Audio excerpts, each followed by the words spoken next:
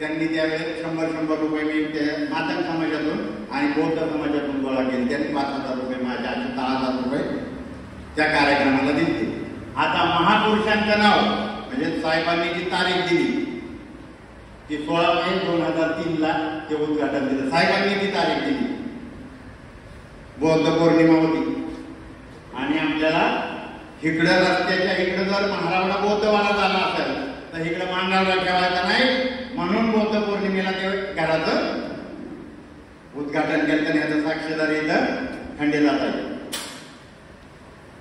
इंग्रज साहेबांनी दुसरी मागणी केली, दुसरं सांगितलं की राष्ट्रवादीच्या त्यांनी त्या साठे कुटुंबियांना 5 एकर जमीन द्यायला पाहिजे होती.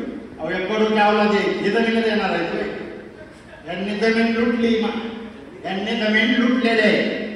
माझ्याकडे डॉक्युमेंट आहेत, माझ्याकडे ही डॉक्युमेंट आहेत. ही डॉक्युमेंट जी आहेत ती मातंग समाजाची आहेत.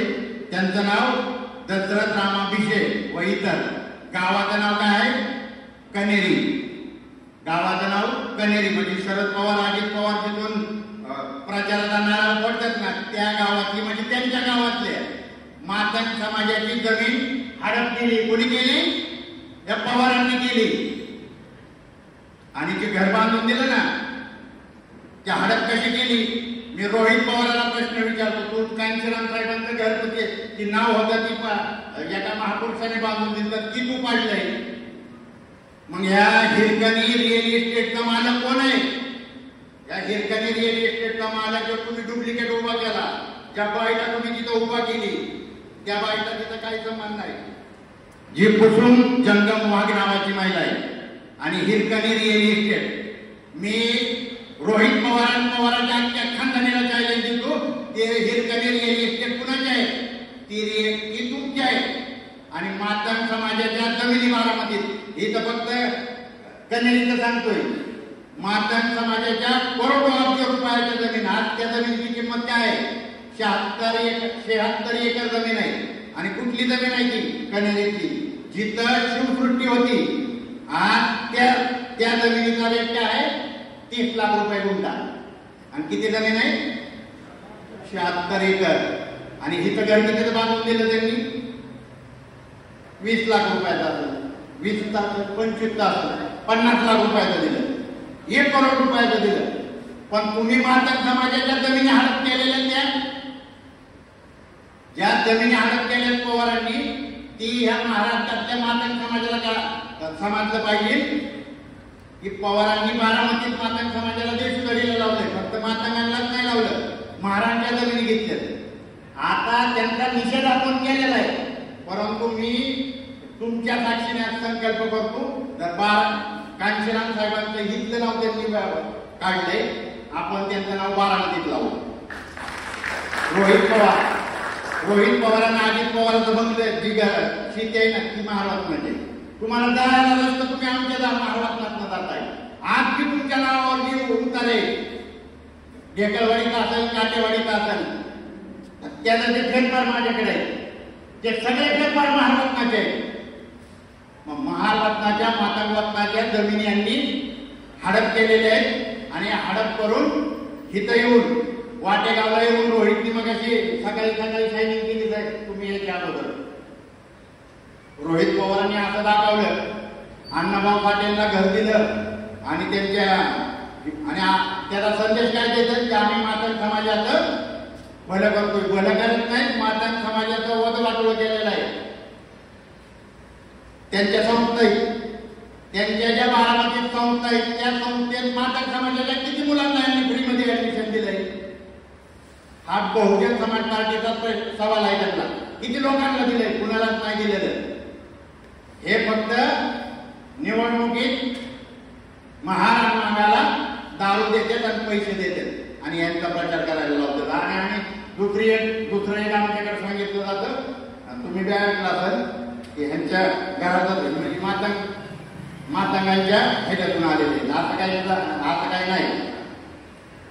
तो प्रचार खोटा आहे. तो आपली मतं घेण्यासाठी पवारांनी खोटा प्रचार केलेला. तसं काय नाही. हे मातंग समाजाचे वधवाटोळ करणारी पवार आहेत आणि ह्यांनी मातंग समाजाचं वाट लावलेली आहे तिकडे बारामतीत.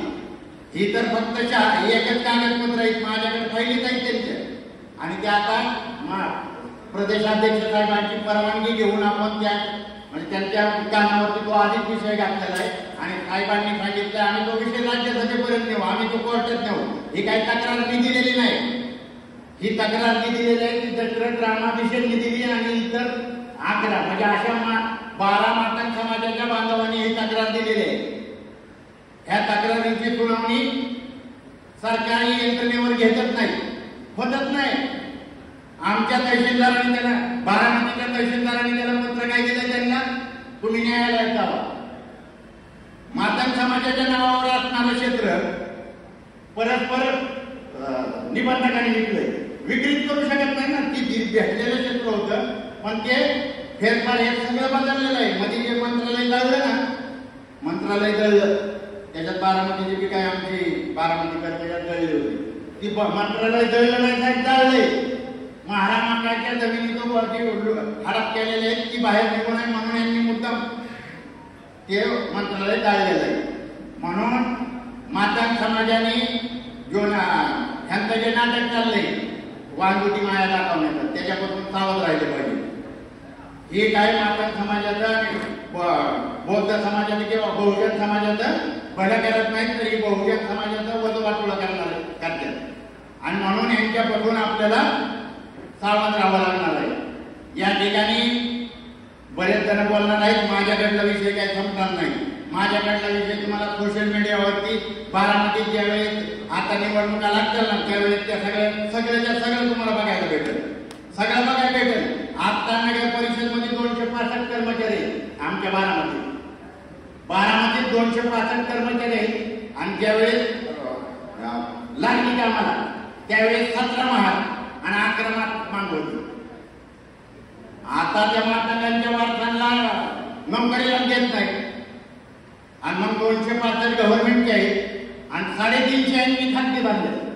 ठेका दिलाय, कचरा उचलायचा ठेका 1 कोटी 10 लाख रुपयाचा आहे.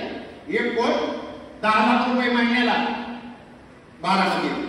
आणि मग म्हणजे आमचे कर्मचारी आहेत ज्यांच्या वारसा हक्काने तिथं वारसा हक्क चालतो, परंतु ते त्या बारामतीमध्ये केलं जात नाही. आणि हे केलं जात नाही, इकडे येऊन वांगुटी माया दाखवतात, नाटक करतात. म्हणून बांधवांनो, या पवारांचा असेल किंवा बीजेपी वाले आपल्याला जे जातीवादी पार्टी ह्यांचं जी दाखवण्यात आहे, दाखवण्याचा दात वेगळा आहे तर खायचं दात वेगळा आहे. म्हणून यांच्यापासून सावध राहिलं पाहिजे. मी या ठिकाणी एवढंच बोलतो आणि जाता फक्त एक कडवं म्हणतो. आमचे अण्णाभाऊ साठे झाले साहित्याने मोठे, आमचे अण्णाभाऊ साठे झाले साहित्याने मोठे, त्यांच्यामुळे हा मिळतोय मान.